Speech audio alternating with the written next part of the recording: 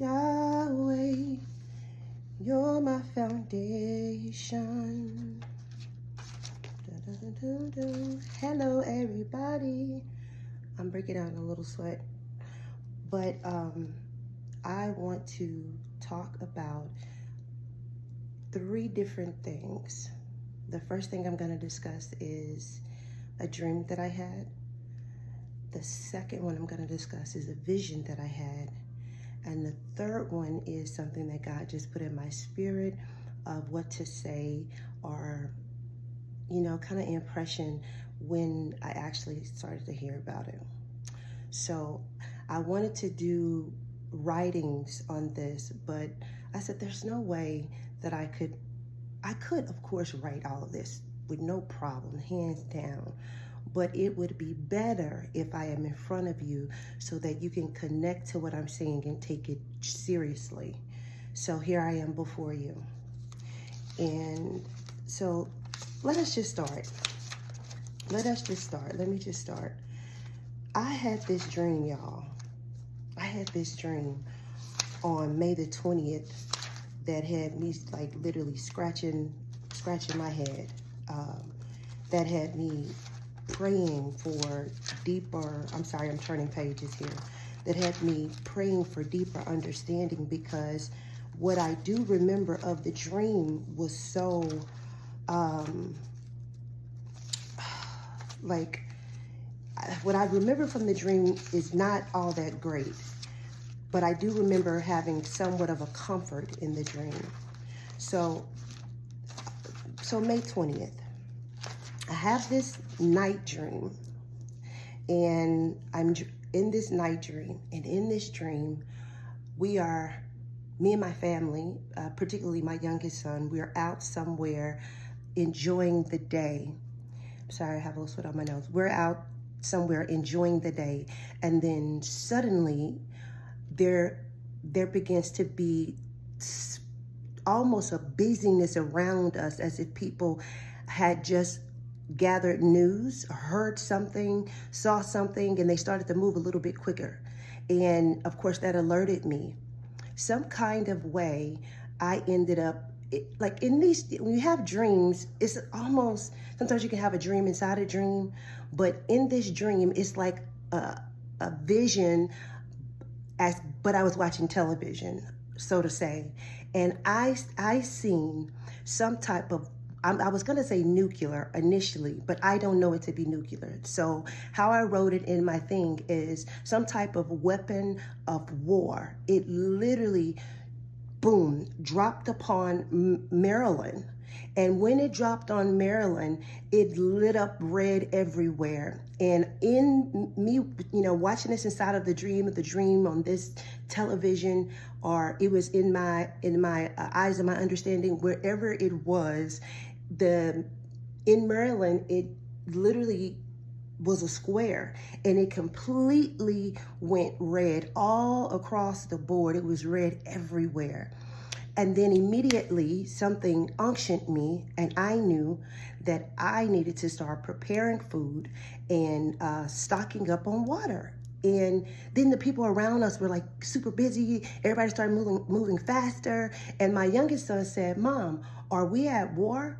And I said, I was trying to spare him his feelings. I said, we're okay, because I always felt a comfort in this dream. I always felt that I was safe. But I also knew that wherever we were in the world, we were not in Maryland at the time, but where we were was also being affected, but had not yet been attacked.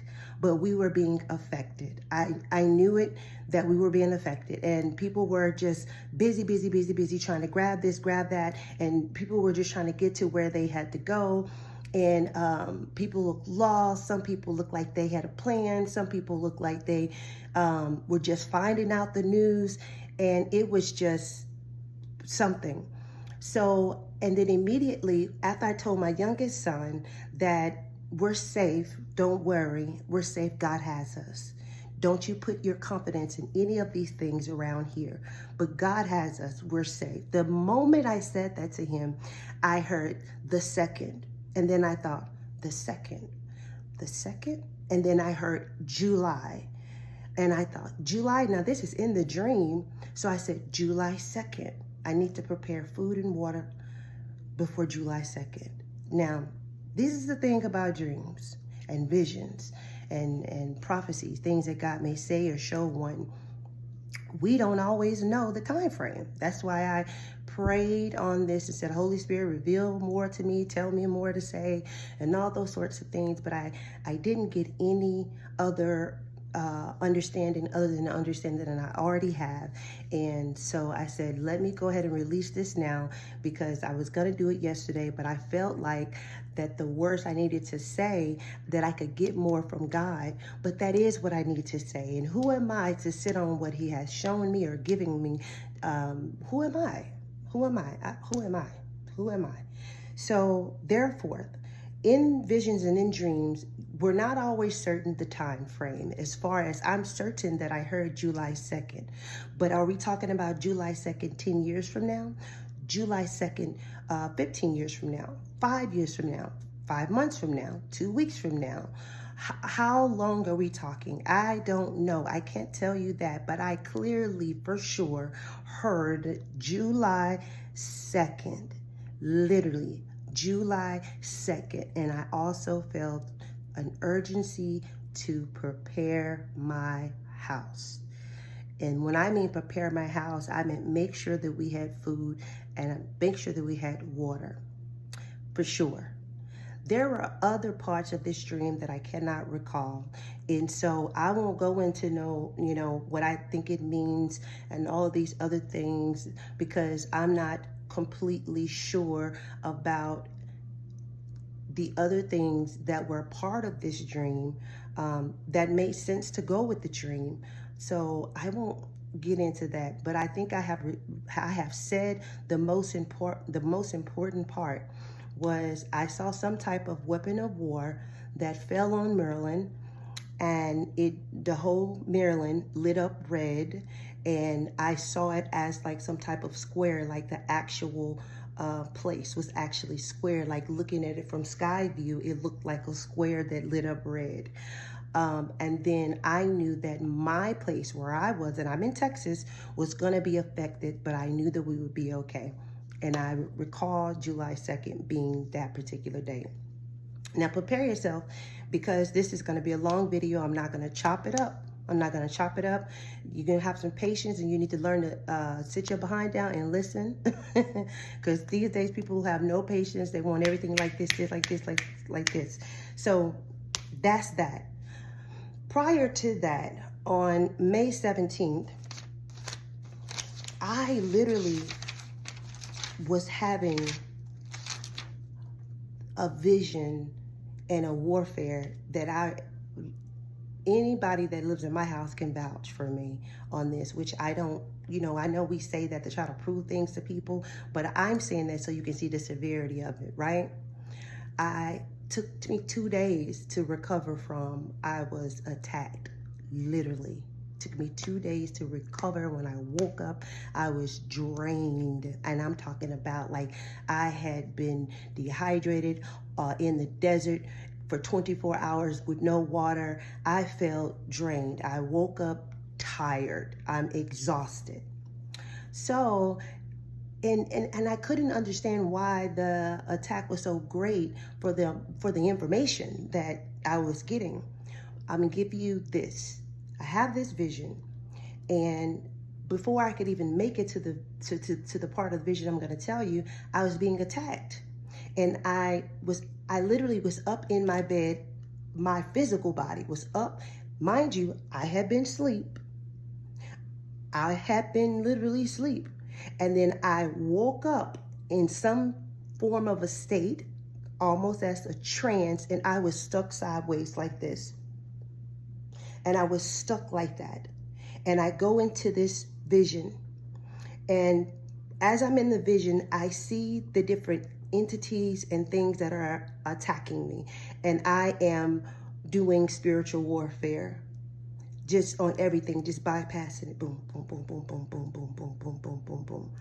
I get past this part, and I'm trying to make out Like I'm saying, what am I seeing? I'm trying to literally force the words to come that I see. I'm seeing the words light up on the wall, but I can't make them out. I'm like, I can't see them, but they're right there. The first thing I saw light up was, Erica, I love you. And I couldn't make out the rest of the words. It's like I was getting attacked to try to get it, and then I would have to fight my way through that, and then boom, I would end back up in that space where I could almost make out the words. So I don't remember any of the words outside of what I just told you, and I remember seeing the word rejunction. So it was R-J-U-N-C-I, no. That sounds crazy. R-E-G-U. No, not G-U. J-U-N-C-T-I-O-N. Rejunction. And I'm thinking, so I'm fighting in this dream, and that word lit up in like these bright, like a transparent or translucent light. It just lit up too, as the I love you, Erica, and whatever that was lit up in this light that's unfamiliar to the earth realm.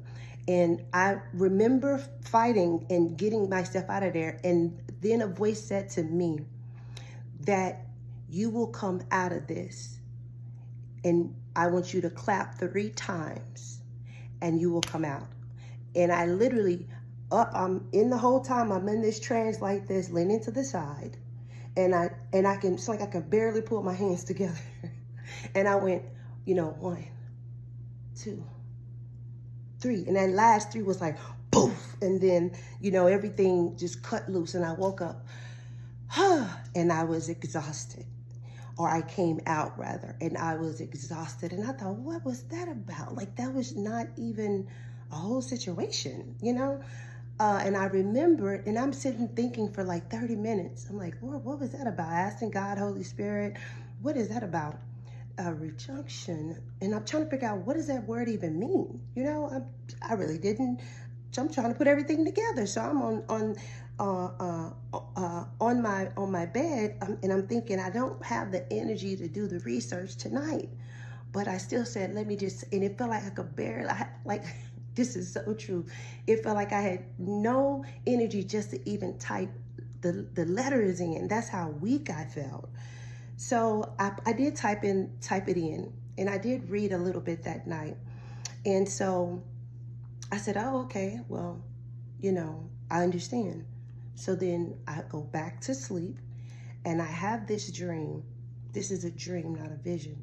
I have this dream where I'm going to something that's like a coffee shop, or, you can use Starbucks as an example. There's a counter, there are people in line, and people are being served. I see the ladies behind the counter are rude, they're nasty, they have an attitude, they don't really care about what anybody wants, they don't care about nothing. It just seems like, this is my job, I'm here, but I'm gonna be nasty the whole time I do it, and I'm gonna be nasty to all the customers. So when I made it to the counter, I was looking at the pastries. Another young lady comes, like, through from the line of people that were there. Another young lady steps ahead of this young lady, and she pulls down the shade. Now, she's not even a worker. She pulls down the shade on the pastries. They looked so good, and they were set up so beautifully, and they were well organized, and they just looked very I can't think of the word right now, of course, whatever. They just looked good. And I said, okay. So I said, are you guys closed? Because I said, she just shut the shade thing down on the pastries, and I wanted to order. They look so enticing. And she said, the lady from behind the counter said, yes, yeah, we're closed. And the other girl, when I glanced over her, now the whole time I hadn't really paid attention to what the girl had on. When I glanced over, she had on, I thought she was naked. I literally thought this girl was naked, and really, before I came to the conclusion that, oh, she's not naked, she's just dressed really poorly. So she had on this thing that's her same skin color. She was around my skin color. This thing that was her same, actually she's a little bit lighter, but it was her same skin color. and it was like almost like you have on a swimsuit.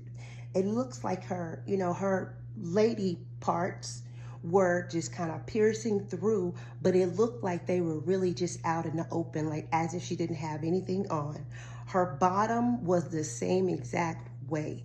And then she was a bigger girl. Then her friend comes in, she's a slimmer girl, and she has on something similar with that same kind of fabric, and it looks like they're naked. Like they have nothing on, looks like skin.